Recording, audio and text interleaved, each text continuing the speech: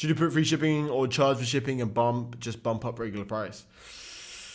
This is something I've tested a million times, and I always have like different answers, to be honest. Like basically if the item's cheaper, it's a good idea to actually, I would say, okay, safe options, free shipping. Free shipping always works, okay? It will always work. So if you do free shipping versus paid shipping and cheaper pricing, you're gonna get sales with both if the product's good. Okay, so that's number one thing. That's not gonna make or break your store. It's just not.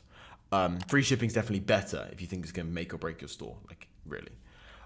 Because you want to kind of avoid competing purely on price. It's not really the best way to do it, right? Typically, if the item's cheaper, if let's say you got 15, 20 pound AOV or even 10 pound AOV, doing paid shipping seems to be actually a little bit better than doing pure free shipping, purely because if it's paid shipping of like £1-2, you can go cheaper with the initial price, get those fucking discount customers, and then also just do a little bit of paid shipping, which they won't even necessarily give a fuck about, you know? Quick interruption to this video. I'm doing a Rolex giveaway. So when my main channel reaches 10,000 subscribers, I'm going to give away a Rolex to one lucky subscriber. So click the top link in the description, go to my main channel, craigtyr, click subscribe. When we reach 10,000 subscribers, which will be in just 2 months, I will give away a Rolex to one lucky subscriber. It could be you, so go subscribe.